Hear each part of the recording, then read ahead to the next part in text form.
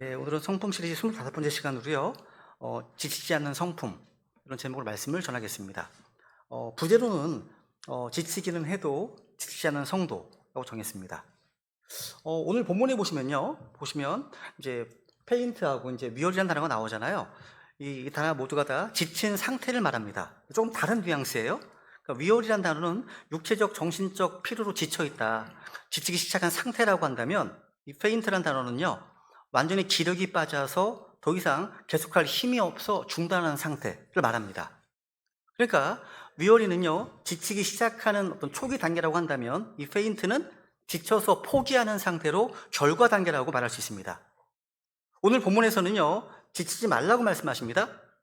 우리는요, 영과 혼과 몸을 지닌 전인격적인 존재입니다. 그래서 몸이 지치고 기진하면요, 영적인 삶도 막대한 영향을 미칩니다. 우리는 구원받은 하나님의 자녀이지만 동시에 연약한 육체를 가진 인간입니다. 성경은 그래서 우리에게 분명히 말씀하십니다. 우리가 잘 행하는 가운데 지치지 말라고요. 주님의 명령입니다. 명령이에요. 이런 명령을 왜 주실까요? 그 이유는요, 우리가 지칠 수밖에 없는 존재이기 때문입니다. 우리가 지치기 쉬운 존재이기 때문입니다. 즉, 이 말씀은요, 우리의 연약함을 모르고 주신 명령이 아니라 이미 우리의 상태를 정확히 아시는 주님께서 주신 명령인 겁니다. 오늘날 많은 크리스찬들이, 그리고 많은 사역자들이 지쳐 있습니다. 겉으로는 예배도 드리고 섬기고 있지만 속에서는요, 아무도 모르게 영적 번아웃이라고 하죠. 영적 탈진이 천천히 그리고 깊이 진행되고 있습니다. 오늘날 세상은요, 점점 더 바빠집니다. 삶은 점점 더 복잡해지고 있습니다. 몸과 마음은 더 빨리 소모되고 있습니다. 그러다 어느 순간요, 모든 것이 귀찮아집니다. 피곤하게 됩니다. 성경은 이런 현실을 우리에게 숨기지 않습니다. 그죠? 잘 행하는 가운데 지치지 말지니, 또 너희는 잘 행하는 가운데 지치지 말라 말씀하십니다. 여기서 우리, 너희, 그러니까 누굽니까? 바로 예수님의 피로 구원받은 성도들입니다. 그러니까 성도들도 지친다는 거죠. 지치기 때문에 지치지 말라고 말씀하시는 겁니다. 여러분, 지친다는 것은요, 믿음이 없는 사람에게만 오는 것이 아닙니다. 믿음 좋은 사람도 지칩니다. 주님의 사역을 맡은 사람도 지칩니다. 오랫동안 신실하게 믿음의 길을 걸어온 사람도 지칩니다.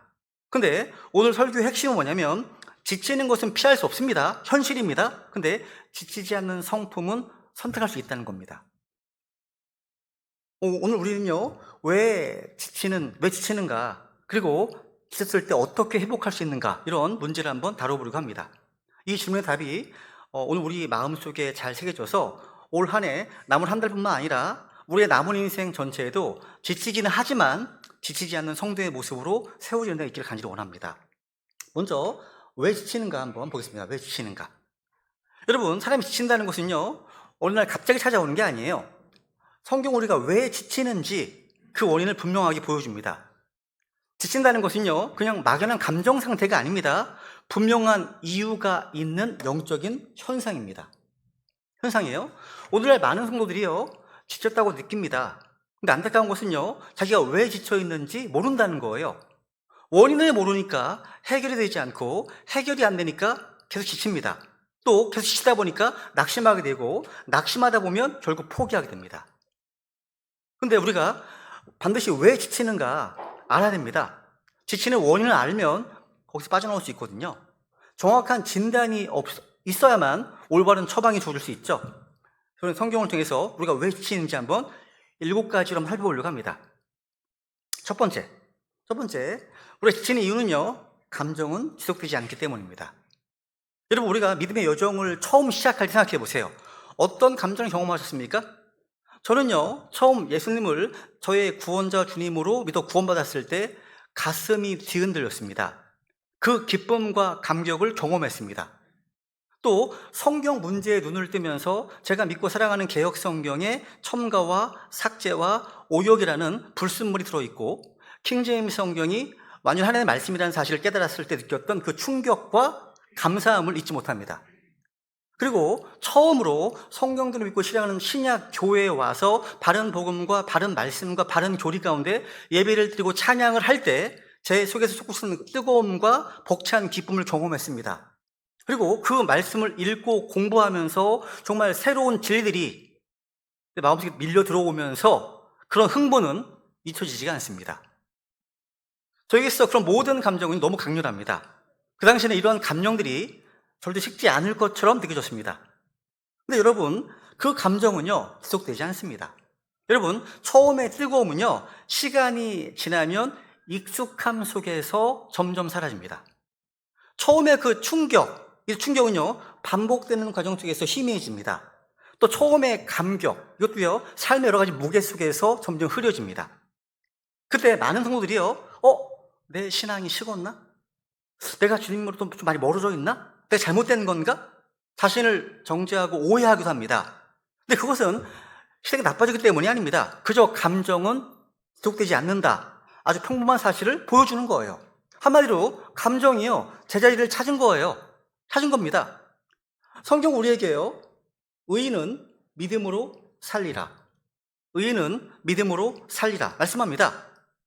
즉 성경은 감정으로 살지 말고 믿음으로 살라고 말씀하십니다. 이 성경이 말하는 믿음은요, 감정 위에 세워지는 것이 아니라 말씀의 기초 위에 세워지는 겁니다. 감정은 하나님이 주신 선물입니다. 저 좋은 감정 좋아합니다. 하나님의 선물이에요. 근데 그것은요, 연료 아니면 불꽃일 뿐입니다. 절대 우리 신앙의 기둥이 될 수는 없습니다. 연료는 금방 떨어집니다. 불꽃은 금방 꺼져요. 근데 기둥은 절대 무너지지 않죠? 많은 성도들이 지치는 이유는 뭡니까? 감정이 식었을 때 그것을 신앙이 식은 것으로, 또 주님에게서 멀어진 것으로 오해하기 때문입니다. 아닙니다. 그저 감정이 제자리를 찾은 것뿐입니다. 믿음은 감정이 아닙니다. 믿음은요, 기분이 아닙니다. 믿음은 컨디션이 아닙니다. 믿음은 상황이 아니에요. 믿음은요, 하나님이 말씀하셨기 때문에 나아가는 겁니다.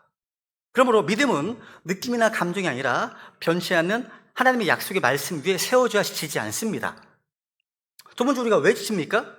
우리 지치는 이유는요, 응답의 지연 때문입니다. 성경 이 사실을 숨기지 않습니다. 누가복음 18장 1절을 볼까요? 18장 1절 읽겠습니다. 시작. 사람들이 항상 기도하고 낙심하지 말아야 할 것을 보여주시기 위해 그분께서 그들에게 비유를 말씀하여. 주님께서요, 기도하다가 낙심하지 말라고 하신 것은요, 우리 성도들이 기도하다가 지친다는 것을 이미 알고 계시기 때문입니다. 우리가 기도할 때 주님께서 빨리 응답해 주시기를 원합니다. 이건 본성이에요. 본성입니다. 오늘 기도하면 오늘 응답되기 원합니다. 이번 주에 기도하면 이번 주에 해결되기 원합니다. 내가 정한 시간에 내가 원하는 방식으로 나의 시간표, 내가 기대하는 속도로 응답되기를 원합니다. 그런데 대부분의 기도는요, 웨이팅이 필요합니다. 대기하잖아요. 기다림을 통과해야 됩니다. 그리고 바로 이 기다림이 사람을 지치게 합니다. 우리는 속도를 중요하게 여기지만 하나님은 때를 중요하게 여기신 분이십니다. 그래서 오늘 본문에서도요, 정해진 때에 거두자, in due season, 정해진 때에 거두자 말씀하십니다. 즉 기도 응답에도 하나님의 정하신 때가 있다는 거죠. 근데 그 때가 오늘이 아닐 수 있습니다. 내일도 아닐 수가 있습니다. 어쩌면 몇 달 후도 아닐 수가 있습니다. 어쩌면 몇 년 후도 아닐 수 있습니다. 그러면 마음이 흔들립니다. 주님은 내 기도 응답하지 않으시는가? 왜 아무 일도 일어나지 않지? 기도해도 아무 변화도 없어요. 기도가 벽에 막힌 것 같습니다. 이렇게 반응합니다. 그리고 점점 지치고 낙심하고 기도의 자리에서 멀어지기 시작합니다. 이것이 바로 지치는 모습이에요. 여러분, 기도가 응답되지 않아서가 아니에요. 그 응답이 지연되기 때문에 지쳐버린 거예요. 그런데 반드시 기억하십시오. 하나님의 지연은 거절이 아닙니다. 하나님의 침묵은 무관심이 아니에요. 주님이 기다리게 하시는 것은 우리를 준비시키는 과정인 겁니다. 우리 믿음을 다듬고요, 우리의 성품을 빚으시는 시간인 거예요. 성경 약속하시잖아요. 우리가 기진하지 아니하면 정해진 때에 거두리라. 그러니까 지쳐서 포기하면 응답을 보지 못합니다. 근데 그 응답의 지연 속에서도 계속 기도하는 사람은 반드시 정하신 때가 온다는 것. 왜냐하면 하나님의 때는 완전하고요, 항상 정확하고 가장 최선이기 때문입니다. 항상, 언제나. 세 번째로요, 우리가 왜 지칠까요? 스트레스의 누적 때문입니다. 여러분, 스트레스가 뭡니까? 스트레스는 단순히 기분이 나쁜 상태가 아니에요. 스트레스란 외부의 압박과 내부의 두려움이 마음과 영혼을 짓누르는 영적 정신적 부담입니다. 이걸 사전적으로 정의하면 이렇게 되어 있습니다. 외부의 압력, 프레셔라고 하죠. 외부의 압력에 대해서 마음과 몸이 느끼는 긴장과 반응. 이 스트레스의 사전적 정의입니다. 어제 밴드에 손창숙 자매님을 위한 기도 부탁을 드렸는데요. 스트레스가 감당해야 하는 내 부담이 내 능력을 넘어서 생기는 압박이라면 지금 손 자매님의 상황은 스트레스가 극도의 상태에 있는 것입니다. 얼마나 힘드실까? 마음이 너무 아팠습니다. 기도가 많이 필요한 상황이죠. 여러분, 성경에는요 스트레스가 그런 단어가 나오지는 않습니다. 물론 디스트레스라는 단어가 나옵니다. DI가 있죠. 그 디스트레스 나옵니다. 뭐 괴로움, 극한 고통, 뭐 곤경 이런 뜻입니다. 근데 스트레스 단어 자체가 나오지는 않습니다. 대신에 성경에는 염려나 뭐 근심, 낙심, 환란, 멍해 이런 말로 표현합니다. 예를 들어서 잠언 12장 15절을 볼까요? 잠언 12장 15절 읽어볼까요? 시작. 사람의 마음속 근심은 마음을 웅크리게 하나 선한 말은 마음을 기쁘게 하느니라. 여기서 이제 사람의 마음속 근심, 무거움이죠. 근심은 마음을 웅크리게 한다라고 되어 있습니다. 이 웅크린다는 말이 영어로 스툭이라는 단어입니다. 스툭. 마음을 움츠리게 한다, 마음을 짓누른다는 뜻입니다. 노합시사 사전에 보시면 무게 때문에 몸이 굽어진 상태입니다. 마음이 눌려서 고개를 들 수 없는 상태입니다. 굽어지는 상태예요. 그러니까 짓눌려 있는 상태입니다. 즉 마음의 무거움이 그 근심과 스트레스의 무게가 우리의 영혼을 구부리고요, 고개 숙이게 하고요, 낙심케 만든다는 거예요. 그래서 스트레스가 누적되면 표정이 어두워집니다. 어깨도 축 처집니다. 기도할 힘도 사라집니다. 예배의 기쁨도 사라집니다. 가장 문제가 뭐냐면 이때 눈을 들어서 하나님을 바라보지 못하게 만듭니다. 이 스투프, 숙이게 만들거든요. 이게 스투프의 상태예요. 여러분, 지친다는 것은 하루아침에 오는 게 아니에요. 누적되어 옵니다. 사람들은요, 어떤 커다란 삶의 폭풍보다 매일 닿는 작은 파도의 압박들에 더 쉽게 지칩니다. 매일 반복되는 몸과 마음의 피로, 또 해결되지 않는 가정 문제, 끝이 안 보이는 직장 내 스트레스, 인간관계의 갈등, 재정적인 부담, 자녀 문제, 미래에 대한 막연한 두려움과 불안 등등, 이런 것들이요 하루, 이틀, 한 달, 1년, 3년 조금씩 쌓이면서 어느 순간 한 번에 터져버립니다. 성경 속의 인물들도요 이런 누적된 스트레스 때문에 무너졌습니다. 엘리야 기억하시죠? 엘리야는요 갈멜산에서 하늘에서 불이 떨어지게 했을 때는 강하고 담대했습니다. 거짓 대원자 850명과 싸울 때에도 조금도 흔들리지 않았습니다. 근데 하지만 이세벨의 한마디 위협 앞에서는요 광야로 들어갔습니다. 광야로 들어가서 결국 로뎀나무 아래서 이렇게 고백하죠. 뺐네요. 주여 이제 내 생명을 취하시옵소서, 이렇게 고백합니다. 그러니까 하느님의 사람 엘리야도요 이렇게 무너질 정도로 스트레스는 강력한 겁니다. 도망가야 되고 고독하고 불안하고 그런 피로와 누적, 이런 것들이 지금 그를 무너뜨린 겁니다. 다윗도 마찬가지예요. 다윗을 무너뜨린 것은 골리앗이 아닙니다. 사울 왕의 끝없는 추격과 시기와 배신과 고독, 그 누적된 작은 압박들 속에서 다윗이 이렇게 고백합니다. 다윗 고백입니다. 읽어볼까요? 시작. 그러므로 내가 말하기를 내게 비둘같이 날개가 있다면 얼마나 좋을까. 그러나 내가 멀리 날아가 안식하리로다. 어디 가고 싶은 거예요. 여러분, 요나도 마찬가지예요. 요나를 무너뜨린 것은 풍랑이 아닙니다. 니네가 아닙니다. 요나 4장에 보시면요 마음속에 쌓인 절망과 분노, 또 이해할 수 없는 상황들 때문에 요나가 무너졌습니다. 이렇게 고백합니다. 요나를 보세요. 보시면요, 그러므로 오 주여 이제 간청하건대 내게서 내 생명을 취하소서, 사는 것보다 죽는 것이 내게 더 나으니이다, 얘기합니다. 누적된 스트레스가 요나를 지치게 만들었습니다. 그죠? 여러분, 스트레스가 누적되면 어떤 일이 일어납니까? 말씀이 잘 안 들어와요. 안 들어옵니다. 기도가 막힌 것 같습니다. 또 작은 말에도, 어떤 사소한 일에도 정말 예민하게 반응하고 크게 흔들립니다. 또 영적 공격에 취약해집니다. 여러분, 지친다는 건 죄가 아니에요. 근데 그 지친 상태를 그대로 방치하는 것은 무척 위험합니다. 그 위험한 거예요. 그래서 스트레스는요 주님께서 우리에게 보내시는 경고등과 같은 겁니다. 뭐예요? 이제는 너가 새 힘을 받아야 할 때라고 하나님 쌓이는 겁니다. 중에서는요, 수고 짐진 모든 자들아 너희는 내게로 오라 내가 너에게 안식을 주리라 말씀하십니다. 한마디로 예수님은요 스트레스 해결자이십니다. 해결자세요. 우리 감당할 수 없는 짐을 대신 지시는 분이시라는 거죠. 그죠? 네 번째로 우리가 왜 지칠까요? 힘이 약하기 때문입니다. 잠언 24장 10절을 볼까요? 역경의 날에 네가 기진하면 너는 힘이 미약한 자니라. 그럼 단순한 진리 아닙니까? 근데 가장 정확한 영적 진단이에요. 진단입니다. 사람들은 요즘 뭐 이런 얘기 하지 않습니까? 일이 너무 많아서 지쳤어요. 사람들이 나를 너무 힘들게 해요. 문제가 너무 커서 감당할 수가 없어요. 이렇게 말합니다. 성경은 이렇게 진단합니다. 문제가 커서 지친 게 아니라 힘이 약해서 지친 거라고요. 환경이 어려워서 지친 게 아닙니다. 힘이 없어서 지친 겁니다. 힘의 부족이 문제라는 거예요. 여러분, 힘이 있으면요, 능력이 있으면 어떤 시험도 견딜 수 있습니다. 근데 힘이 떨어지면 작은 시험에도 흔들립니다. 아무리 강한 사람이라도 힘이 빠지잖아요. 무너집니다. 힘이 채워져야 해결되는 거죠. 그죠? 여기 보면 너는 힘이 미약한 자다. Thy strength is small. 네 힘이 약하다는 거예요. 적다는 거예요. 그죠? 여기서 말하는 힘은 뭐예요? 힘은요 단순한 체력이 아닙니다. 마음의 힘입니다. 내적인 힘입니다. 영적인 힘입니다.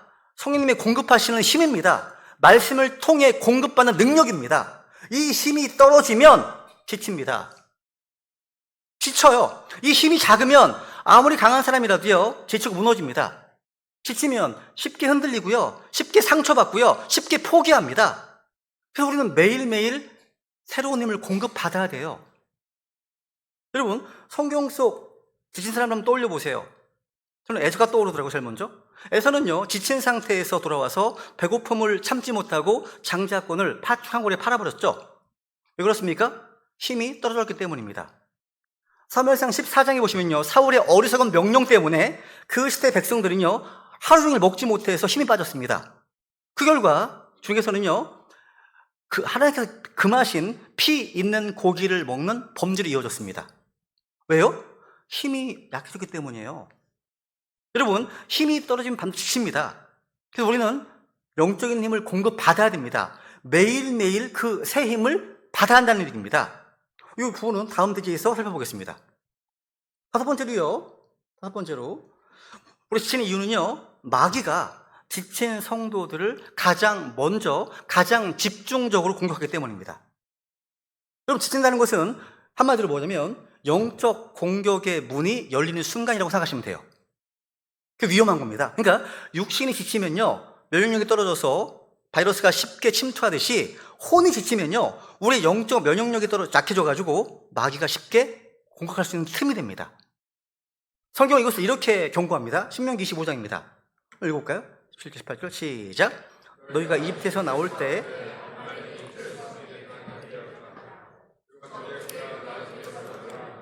내가 약하고 피곤할 때 내 뒤를 치되 곧 내 뒤에 떨어진 약한 모든 자를 쳤는지 기억할지니 그가 하나님을 두려워하지 아니하였느니라.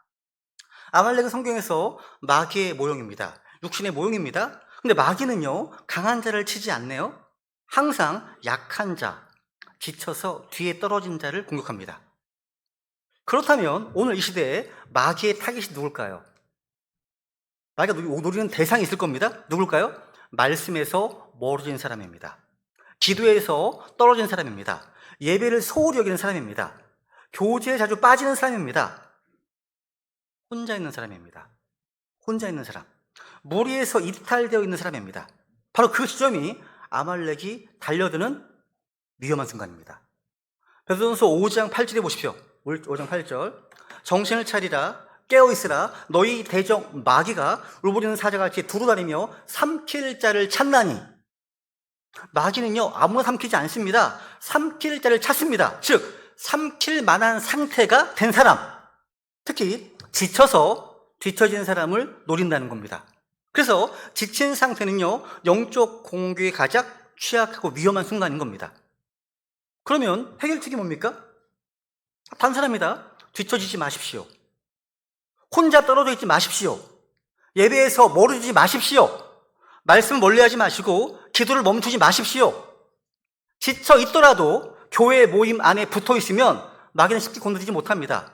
왜냐하면 그리스도의 몸된 교회가 방패가 되기 때문입니다. 여섯 번째로 우리가 지치는 이유가 뭘까요? 말씀의 공급이 끊기기 때문입니다. 여러분, 우리가 구원받은 성도들은요, 이 말씀으로 살고 이 말씀으로 힘을 얻는 자들 아닙니까? 하나님의 말씀은요, 영적 영양소가 풍부한 하늘의 양식이고요, 우리의 힘의 근원입니다. 하나님의 말씀이요. 근데 이 말씀의 공급이 끊기면 지칩니다. 기진합니다. 안 돼요. 이거 영적 법칙이에요. 성경은요, 이 마지막 시대에 이 말 가장 무서운 심판이 무엇인지 경고하죠. 아모스 8장 11절 볼까요? 읽습니다. 시작. 주 하나님이 말하노라. 보라, 날들이 오리니 내가 그 땅에 기근을 보내리라. 그것은 빵으로 인한 기근도 아니요 물로 인한 갈증도 아니며 주의 말씀들을 듣는 것에 대한 기간이니라. 여러분, 하나님께서 경고하신 이 마지막 시대 가장 무서운 심판은 팬데믹도 아니고 전쟁도 아니고 경제 위기도 아닙니다. 가장 무서운 심판은 바로 하나님의 말씀을 듣지 못하는 기근, 즉 말씀의 기근입니다. 우리 육신은요, 하루만 굶어도 힘이 빠집니다. 일주일을 굶으면요, 걷는 것도 힘들어집니다. 한 달 굶으면 생명이 위태로워집니다. 근데 우리의 영혼은 어떻습니까? 말씀을 며칠 몇 달 안 읽어도, 기도를 중단해도, 예배를 소홀히 해도 겉으로는 티가 나지 않습니다. 티가 나지 않습니다. 그래서 더 위험한 거예요. 여러분, 이 말씀의 기근이요, 영적 번아웃의 가장 큰 원인입니다. 우리가 왜 지치는 것일까요? 영적으로 굶고 있기 때문이에요. 말씀이 풍성히 공급되지 않기 때문에 혼이 메마른 거예요. 탈수죠. 이게 말씀의 기근입니다. 그 다음 구절 볼까요? 그 다음 구절 8장 13절 시작. 그들이 바다에서 바다까지 북쪽에서 동쪽까지 또 다르며 주의 말씀을 구하려고 이리저리 다름질하여도 그것을 찾지 못하리니 그날이 아름다운 처녀들과 청년들이 갈증으로 인해 기진하리라. 여기서 갈증으로 기진한다, 이게 뭐예요? 육체적 탈수가 아닌 영적 탈수입니다. 영적 탈수 상태. 말씀이 공급되지 않으면 어떤 증상이 나타날까요? 마음이 공허해집니다. 두려움과 걱정, 불안이 커져요. 작은 일도 쉽게 흔들립니다. 죄의 유혹에 약해집니다. 무엇보다도 기쁨이 사라집니다. 이유 없이 피곤해요. 하나님이 멀게 느껴집니다. 기도가 잘 막혀요. 영적으로 메말라 버립니다.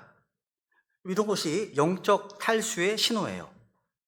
영적 영향이 결핍된 우리 혼이 보낸 SOS 신호인 겁니다. 여러분, 엠마오 가던 제자들 기억하십니까? 두 제자? 이들은 지치고 낙심 가운데 예루살렘에서 떠나고 있었습니다. 근데 그들을 되돌려 세운 것이 무엇이죠? 환경이 바뀌었습니까? 아니면 누군가 위로만 해줬습니까? 아닙니다. 그들은 이렇게 간증했습니다. 읽어볼까요? 4장 32절 시작. 그들이 서로 이르되 그분께서 길에서 우리와 말씀하시고 우리에게 성경 기록들을 열어주실 때 우리 마음이 우리 속에서 뜨겁지 아니하도자 하고는, 이들은요, 주님께서 말씀을 풀어주시니까 마음이 뜨거워졌습니다. 말씀이 들어오니까 지친 발걸음에 힘이 생겼어요. 말씀이 공급되니까 낙심이 소망을 바뀌었습니다. 그럴 수밖에 없죠. 이 성경의 저자가 직강으로 풀어준 거 아니에요. 그러니까 얼마나 놀라웠겠습니까? 여러분, 말씀은요, 지친 혼을 깨워줍니다.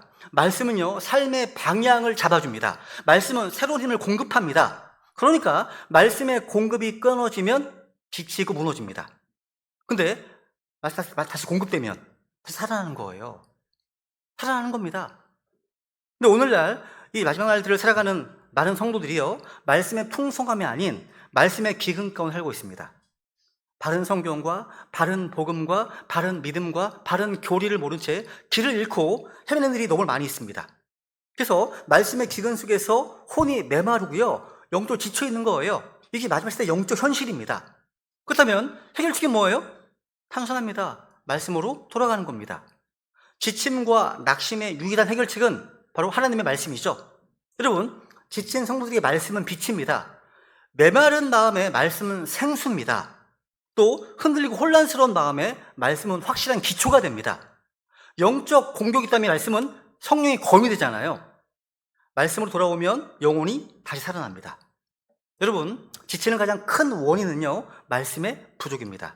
그렇게 해결책은 오직 하나입니다. 말씀으로 다시 돌아오는 겁니다. 말씀의 자리로.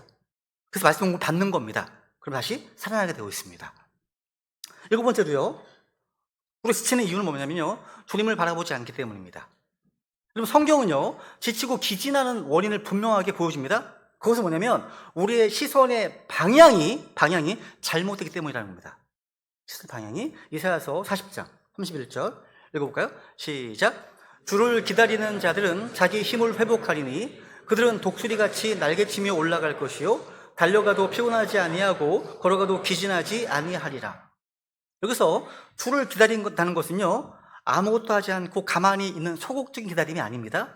주를 기다리는 것은 이겁니다. 기다리는 것은 뭐냐면 주님께 소망을 두고 주님을 의지하며 주님의 약속을 붙들고 주님만 바라보고 살아가는 태도를 말합니다. 즉 시선을요, 주님께 고정하는 겁니다. 주님을 바라보는 자는 새 힘을 얻습니다. 달려가도 피곤하지 않습니다. 걸어가도 기진하지 않습니다. 그렇다면 이 말씀을 반대로 하면 어떻게 되죠?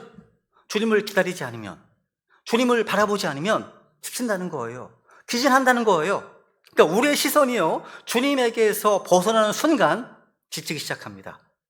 여러분, 믿음은요, 무엇을 보느냐의 문제예요. 히브리 12장에 보시면 믿음의 경주를 이렇게 말씀하시죠. 읽겠습니다. 시작. 우리 믿음의 창시자요 또 완성자이신 예수님을 바라보자.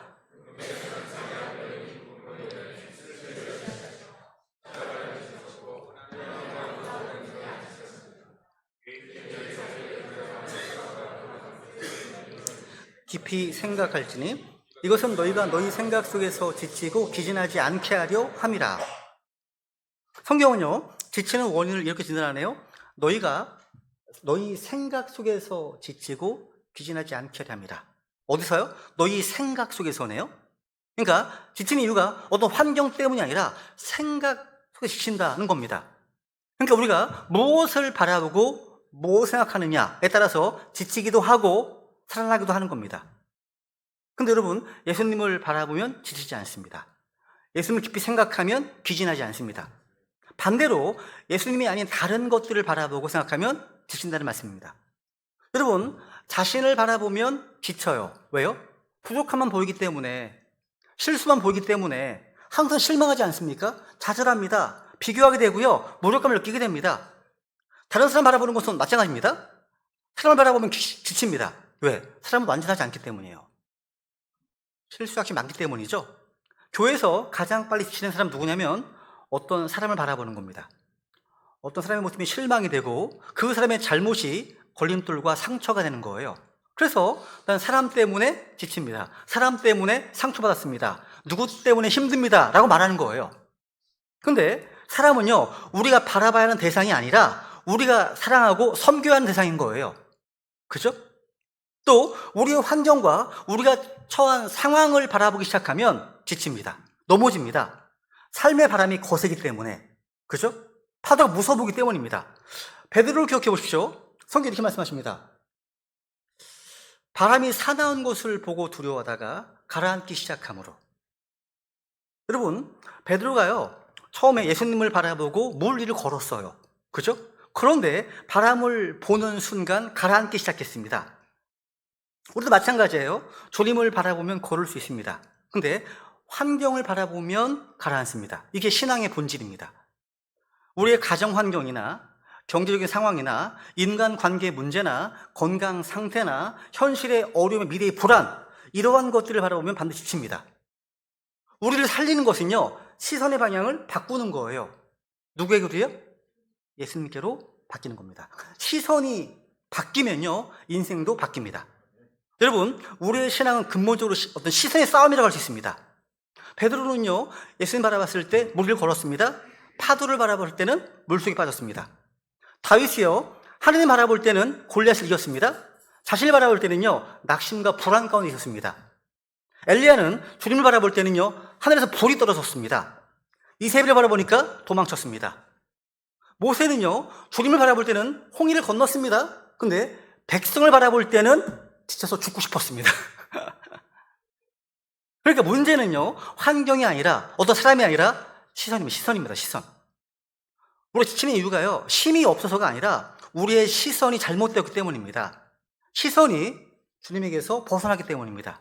자신을 바라보고, 누군가 다른 사람을 바라보고, 문제를 바라보고, 상황을 바라보기 때문에 지치고 기준하는 겁니다. 그러니까 결론은 분명합니다. 환경을 바라보지 마십시오. 사람을 바라보지 마십시오. 자신을 바라보지 마십시오. 오직 예수님을 바라보십시오. 그럴 때 힘이 회복됩니다. 지치지 않게 되는 거죠. 왜냐하면 주를 기다리는 자들은 자기 힘을 회복하리니 하나님의 약속이기 때문입니다. 주님 바라보면 새 힘이 공급됩니다. 다시 일어날 수 있습니다. 그럼 두 번째 대지로요. 그럼 어떻게 지치지 않은 성품을 만들 수 있을까요? 앞에서 내용이 나왔는데요. 한번 정리를 해보겠습니다. 첫 번째, 지치지 않으려면요, 새 힘을 공급받아야 합니다. 이걸 이제 성경에서는 신선한 기름 부음 표현합니다. 이게 첫 번째 비결입니다. 시편 92편 10절입니다. 읽어볼까요? 시작. 그러나 주께서 내 뿔을 유니콘의 뿔같이 높이시리니 내가 신선한 기름으로 기름 부음을 받으리이다. 여러분, 지치는 원인이 여러 가지였습니다. 그죠? 근데 회복의 길은 단 하나입니다. 새 힘을 공급받는 거예요. 여러분, 신선한 기름, fresh oil이라는 단어거든요. 기름 부음은 성경에서 항상 성령님의 능력, 하나님이 공급하시는 힘을 가리킵니다. 그러니까 기름이 마른 상태는 영적 탈진의 상태고요. 신선한 기름 부음을 받은 상태는 새 힘을 얻은 상태입니다. 그죠? 여러분, 아무리 좋은 엔진이라도요, 오일이 마르면 망가집니다. 그죠? 아무리 비싼 자동차라도요, 기름이 없으면 멈춥니다. 겉은 멀쩡해 보여도요, 속에서 망가지고 있는 거예요. 우리도 마찬가지입니다. 아무리 외적으로 아무 문제가 없어 보일지라도요, 속으로는 지치고 영적인 번아웃 상태에 있을 수가 있습니다. 그때 필요한 게 뭐예요? 그때 새로운 힘입니다. 신선한 기름 부음입니다. 그죠? 우리가 지치는 근본 이유는요, 말씀드린 것처럼 힘이 떨어졌기 때문입니다. 주님께서는 새 힘을 공급받으라고, 신선한 기름 부음을 받으라고 말씀하시는 겁니다. 여러분, 새 힘은요, 우리 안에서 나오지 않습니다. 새 힘은 나에게서 나오는 것이 아닙니다. 위에서 부어지는 거예요. 그죠? 그래서 내가 신선한 기름으로 기름 부음을 받으리이다. 그러니까 신선한 기름 부음으로써 새 힘은요, 하늘에서 부어지는 거예요. 부어지는 겁니다. 이 새 힘이 공급되면 어떤 일이 벌어집니까? 여러분, 신선한 기름이 우리에게 임하잖아요? 그러면요, 우리의 지친 눈에 다시 빛이 들어옵니다. 야, 눈에 빛이 있네. 들어옵니다. 포기하고 싶던 마음에 뭔가 의욕이 살아납니다. 또 무거웠던 발걸음이 가벼워집니다. 메말랐던 마음에 다시 뜨거운 불이 붙습니다. 여러분, 지치지 않는 성품은요, 신선한 기름 부음을 통해서 새 힘을 공급한 사람에게서 나오는 겁니다. 여러분, 다시 말씀드리지만 지치는 것은 죄가 아닙니다. 그런데 지친 상태를 방치하는 것은 위험합니다. 그러니까 지쳤다는 경고등이 켜졌다면 그거는 끄는 방법은 뭡니까? 딱 하나입니다. 주님께 새 힘을 달라고 구하는 겁니다. 그렇다면 질문이 생깁니다. 그 새 힘은 어디서 오는 걸까요? 어떻게 새 힘을 받습니까? 이게 두 번째 비결입니다. 바로 주님께 소망을 주십시오. 다시 말해, 시선을 주님께 고정하는 겁니다. 그죠? 시편, 이사야서 아까 말씀하셨죠? 주를 기다리는 자들은 자기를 회복한다 말씀하십니다. 그러니까 주님을 기다린다는 것은 상황이나 환경을 바라보는 것이 아닙니다. 그죠? 오직 주님을 바라보는 거죠. 주님께 소망을 주는 것입니다. 시편 기자의 들어보세요. 여러분, 시편 기자는요, 깊은 낙심과 불안 속에서 자신에게 이렇게 선포합니다. 자신에게 이렇게 선포합니다. 읽어볼까요? 시작. 오 네오나, 내가 어찌하여 낙심하느냐? 내가 어찌하여 내 속에서 불안하느냐? 너는 하나님께 소망을 두라. 그분 얼굴의 도우심으로 인해 내가 여전히 그분을 찬양하리로다. 근데 여러분, 시편 읽다 보면 이게 반복되고 나오네요. 시편 40편 5절에서, 그리고 시편 42편 11절에서, 43편 5절에서. 그러니까 지금 낙심과 불안 가운데 있는 자신에게 똑같은 처방을 3번 합니다. 하나님께 소망을 두라. 하나님께 소망을 두라. 3번을 반복합니다. 왜 반복하고 있을까요? 왜? 낙심도 반복적으로 찾아오기 때문입니다. 마음의 불안도 우리를 두드리기 때문입니다. 회복도 한 번에 계속 이루어져 하기 때문입니다. 그러니까 여러분, 소망이 누구냐? 이 소망의 방향이요, 회복의 방향을 결정합니다. 그러니까 지치지 않는 성품은요, 주님께 소망을 주는 사람에게 나오는 겁니다. 여러분, 지치지 않는 성품은요, 성격 좋은 사람이 나오는 것이 아닙니다. 체력이 좋은 사람에서 나오는 것이 아닙니다. 주님께 소망을 주는 사람에게서 나오는 겁니다. 이렇게 소망을 주는 순간 달려가도 피곤하지 않고 그러고도 지치지 않는 그런 지치지 않는 성품의 은혜가 우리에게 생기는 겁니다. 세 번째, 같은 맥락입니다. 지치지 않는 성품을 만드는 비결은요, 예수님 깊이 생각하는 겁니다. 해보세요. 예수님 깊이 생각하자. 또 힘의 회복은 어디서 시작됩니까? 예수님 바라볼 때 시작되고요, 예수님 깊이 생각할 때 완성됩니다. 그죠? 바라보자, 생각하자. 성경은 지침의 원인을요, 너희 생각 속에서 지치지 않게 하기 위함입니다. 말씀하십니다. 그러니까 여러분, 환경을 지치지 않는 게 아니라 환경을 해석하는 생각의 방향이 우리를 지치게 합니다. 그래서 하나님께서는요, 예수님 깊이 생각하라 말씀하십니다. 여러분, 사람을 깊이 생각하면 실망하게 됩니다. 그죠? 상처를 깊이 생각하면 쓴뿌리가 자랍니다. 여러분, 문제를 깊이 생각하면 두려움이 자랍니다. 미래를 깊이 생각하면 불안이 자랍니다. 근데 예수님 깊이 생각하면 믿음과 감사와 소망이 솟구칩니다. 예수님 깊이 생각하면 하는 것은요, 한마디로 영적 에너지 충전과 같은 겁니다. 배터리 연결하는 거예요. 여러분, 그렇다면 여러분은 지금 요즘 여러분의 마음을 가장 많이 차지하고 있는 생각이 뭐죠? 이게 중요한 거예요. 무엇이 여러분 마음을 가득 채우고 있습니까? 어떤 생각이요? 주식 그래프입니까? 여러 가지 있겠습니다. 그죠? 여러분은 지금 예수님보다 문제를 더 많이 생각하고 계시지 않으십니까? 사람의 말을 하나님의 말씀보다 더 깊이 생각하고 있지 않으십니까? 그렇다면 방향을 바꿔야 됩니다. 바꿔야 돼요. 예수님은 우리의 문제보다 크신 분이십니다. 그분을 깊이 생각하십시오. 그것이 바로 지치지 않는 성품의 근원이기 때문입니다. 네 번째로요, 말씀의 공급이요, 회복의 핵심이에요. 여러분, 지치지 않는 영적 회복 가장 강력한 길이 뭐예요? 말씀을 공급받는 거예요. 아까 봤었죠, 그죠? 지치는 가장 큰 원인이 말씀의 기근입니다. 말씀의 결핍 때문이었습니다. 그렇다면 지치지 않는 성품을 유지하려면 계속 말씀을 공급받는 겁니다. 말씀을 가까이 하는 겁니다. 말씀 마음을 채우는 거예요. 말씀은요, 지친 마음을 살린 영적 산소와 같습니다. 말씀이 들어오면요, 마음이 밝아집니다.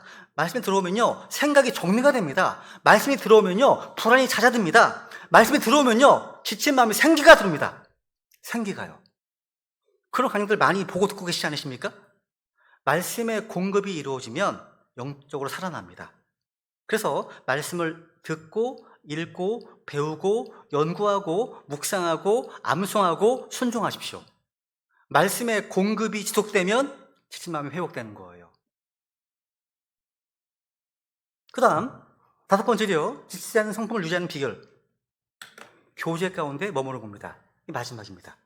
교제 가운데 머무는 겁니다.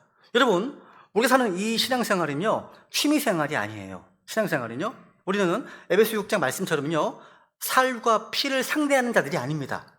우리는 마귀와 육신과 세상이라는 세 개의 전선에서 동시에 싸우고 있습니다. 전쟁을 하면서 지치는 것은요, 너무나 정상적인 것입니다. 그죠?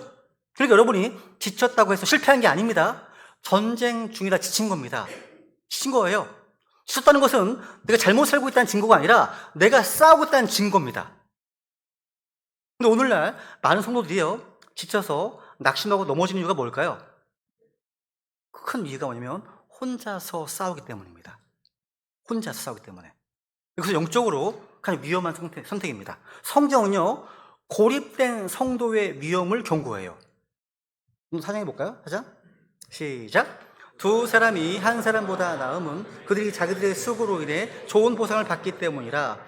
혹시 그들이 넘어지면 한 사람이 자기 동료를 일으켜 세우겠지만 홀로 있는 자는 넘어질 때 화가 있으니 이는 그를 도와서 넘어질 없기 때문이다. 여러분, 여기 보세요. 홀로 있는 자는 넘어질 때 화가 있다. 왜 그렇습니까? 그걸 도와서 일으킬 자가 없기 때문이다. 말씀하십니다. 그러니까 한마디로 고립은 영적으로 위험하다는 거죠. 앞에서 아말렉의 공격 방식에 대해 살펴봤습니다. 사실 언제 공격합니까? 우리가 지쳤을 때, 또 뒤처져 있을 때, 무리에서 떨어졌을 때입니다. 사탄은요, 고립된 자를 되게 좋아해요. 노리기 쉽거든요. 그런 사람이 표적이 된다는 거예요. 여러분, 성경적 기독교는 혼자 믿는 종교가 아닙니다. 하나님 오늘요, 몸된 교회의 지체를 부르셨습니다. 어떤 분들은요, 지치면 혼자 있고 싶다, 쉬고 싶다 말합니다. 근데 성경적 관점에서 그것은 치료가 아니라 더 악화되는 거예요. 악화되는 겁니다. 혼자 있으면, 고립되어 있으면 마귀의 속삭임이 더 크게 들립니다. 몸된 교회에서 멀어지면 믿음은 빠르게 약해집니다. 그러니까 지치는 것은요, 고립 속에서 자랍니다. 회복은요, 교제 속에서 일어납니다. 그러니까 믿음의 싸움은요, 혼자 하는 싸움이 아닙니다.